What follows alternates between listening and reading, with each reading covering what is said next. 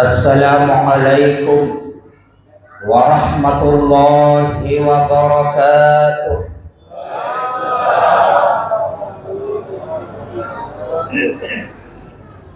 Alhamdulillah, alhamdulillahi rabbil alamin, alladzi anzala as-sakinata fi qulubil mu'minin liyazdadu imanan ma'a imanihim, alladzi unzila fihi al-Qur'an hudan lin-nas wa bayyinatin minal huda wal furqan.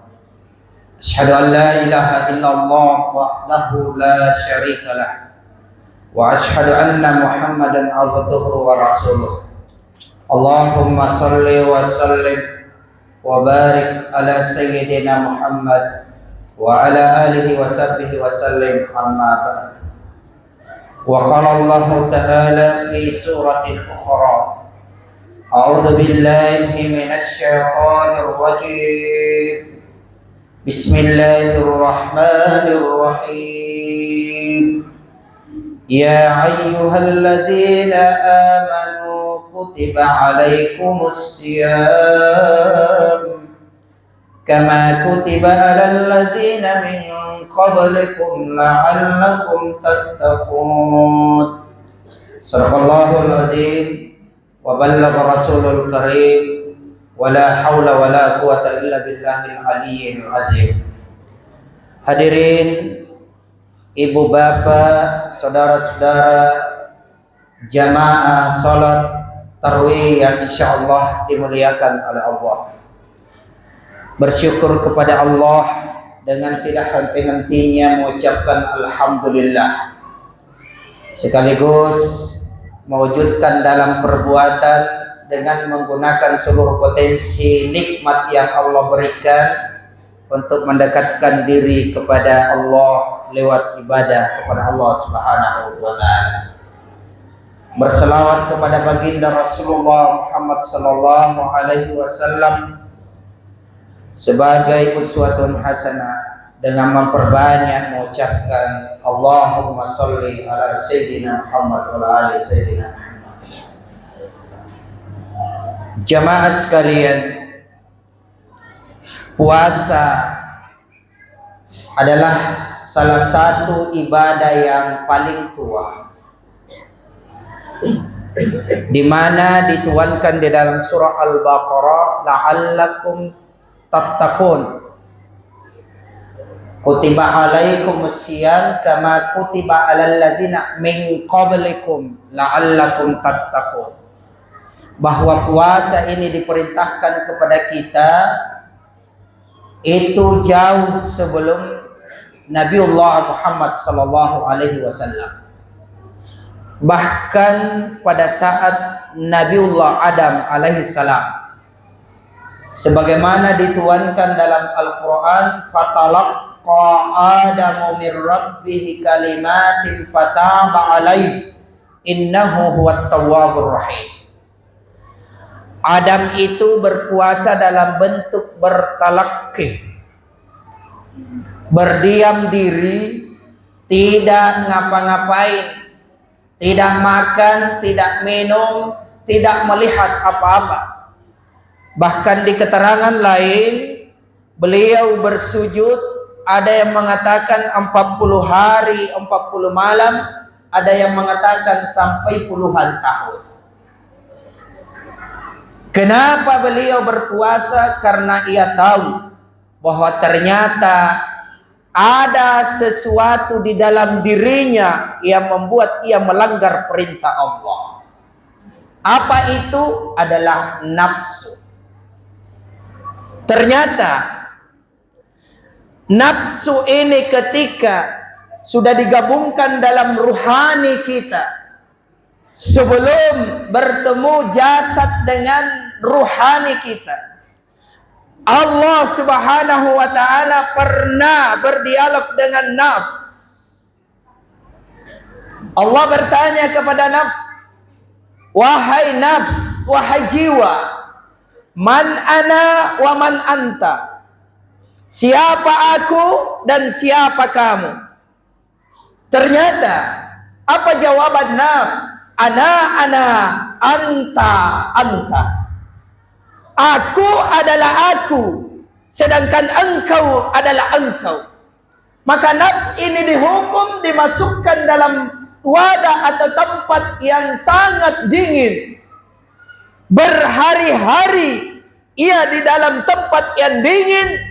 Setelah diprediksi bahwa mungkin dia sudah menyerah, dikeluarkan lalu ditanya kembali, wahai nafs, man ana wa man anta. Apa jawabannya? Ternyata sama. Ana, anta. Inak ketonji, kau tonji. Maka Allah hukum kembali nafs dengan dibakar dalam api. Setelah dibakar dia dikeluarkan lalu ditanya kembali, wahai nafs, man ana wa man anta. Siapa aku? Karena Allah menginginkan agar ia dikenal. Maka ia bertanya, man ana wa man anta. Ternyata jawabannya sama. Ana, anta. Maka Allah hukum nafs dengan jalan tidak diberi makan. Ya, jangan dibayangkan bahwa di alam ruhani, alam jabarut, alam lahut ini, ya, jangan dibayangkan makanannya sama dengan makanan kita, Pak. Bila ada palu butuhnya, ada jalan koteknya, enggak. Tapi dimaksud di sini Allah tidak beri makan adalah Allah tidak beri energi.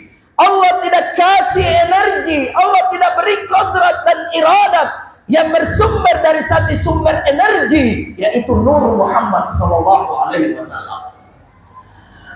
Maka nafs ini setelah tidak diberikan energi dia melemah. Setelah melemah baru ditanya, wahai nafs, man ana wa man anta. Apa jawabannya? Anta rabbi wa ana abdika.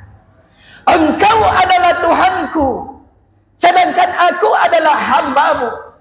Maka ketika ruhani, nafs, jiwa, nyawa bertemu dengan jasad dalam kandungan ibu kita di usia 120 hari 4 bulan, maka kembali Allah ingatkan nafs ini agar tetap ia mengenal dan mengetahui siapa Tuhannya. Disebutkan dalam surah Al-A'raf, alastu birabbikum qalu bala syahidna. Ketika keluar di bumi, lahir sebagai manusia, diingatkan kembali akan Tuhannya, diasangkan telinga kanan, diikoma di telinga kiri. Maka jemaah sekalian yang insyaallah dimuliakan oleh Allah, sebagai bentuk kasih sayang Allah, hadirlah bulan Ramadan untuk mengembalikan jiwa manusia berada pada koridor derajat yang diinginkan oleh Allah, yaitu takwa. Sebagaimana tujuan puasa, ya ayyuhalladzina amanu kutiba alaikumussyam kama kutiba alal ladzina min qablikum la'allakum tattaqun. Diwajibkan kepada kalian yang beriman, yang yakin kepada Allah, yang meyakini adanya hari akhirat, berpuasalah kamu sebagaimana orang terdahulu telah berpuasa, agar kamu tetap dalam koridor takwa. Karena di dalam diri kita ada dua yang mempengaruhi manusia, yang akan mengarahkan pada kebaikan atau mengarahkan kepada keburukan. Fa'alhamaha fujuraha wa taqwaha. Qad aflaha man zakkaha wa qad khaba man dassaha. Allah berikan dua potensi, fujur dan takwa. Sifat fujur adalah sifat yang senantiasa mengarahkan kepada kemaksiatan, sebagai wadah kendaraan yang akan dikendarai oleh syaitan untuk menyesatkan manusia agar jauh dari Allah Subhanahu wa ta'ala. Maka untuk menjinakkan nafsu ini, salah satu latihannya adalah berpuasa. Dan saya yakin kita semua yang hadir ini, yang berpuasa, rasakan kurang lebih 8 hari yang lewat ini, bagaimana nafsu itu terkontrol. Kalau di luar bulan Ramadan, jangan masalah maksiat, masalah yang halal saja. Terkadang kita baru pulang pesta, di sana kita makan konro, di sana kita makan palu basah, di sana kita makan topak lada. Pulang dari tempat pesta itu, ada lagi pesta kita datangi, tetap kita masih hantam. Kenapa? Tidak terkontrol. Tapi di dalam bulan Ramadan ini, Masya Allah, sebelum berbuka Pak, mau semua dihantam. Betul? Tetapi begitu habis minum air putih 1 gelas, makan 1 biji pisang hijau, ternyata nasi tidak mau disentuh. Ketika nafsu ini sudah jinak, maka potensi ketakwaan kepada Allah muncul.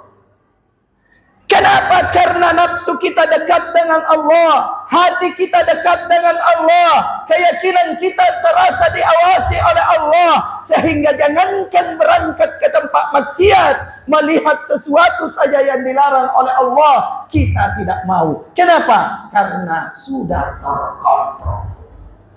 Oleh karena itu, sejatinya, hakikatnya, puasa itu Pak, 30 hari di bulan Ramadan hanyalah latihan saja.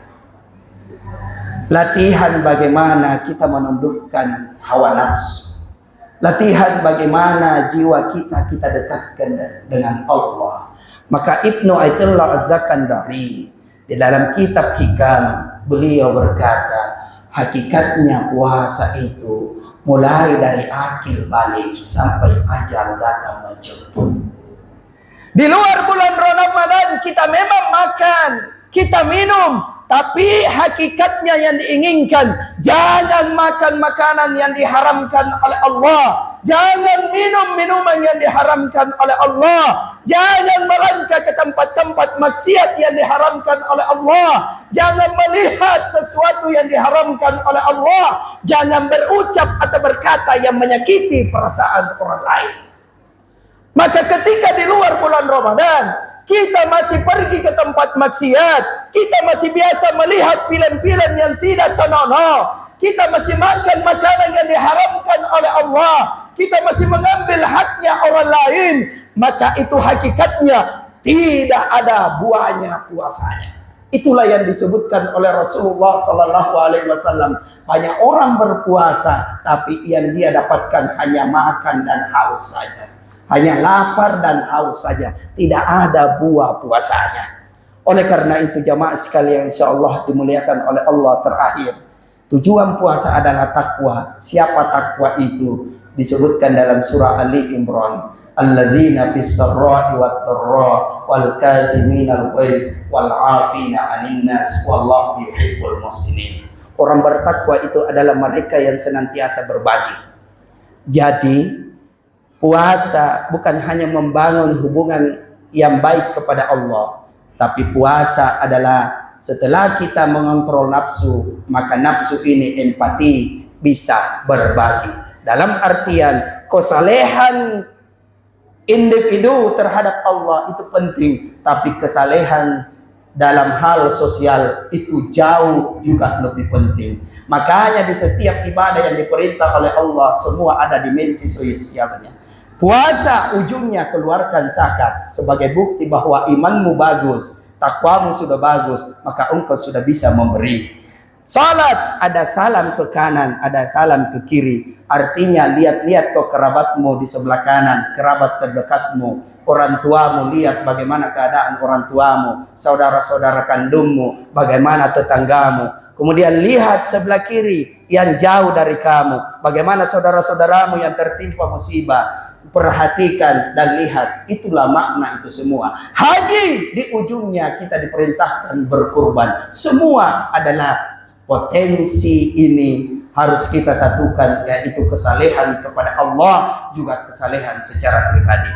Oleh karena itu, mari kita manfaatkan sisa Ramadan ini untuk senantiasa mengontrol nafsu jiwa kita, mendekatkannya kepada Tuhannya agar dia tidak jauh darinya, sehingga kita bisa mencapai derajat la'allakum tattaqun. Ini yang bisa saya sampaikan. Mudah-mudahan bermanfaat.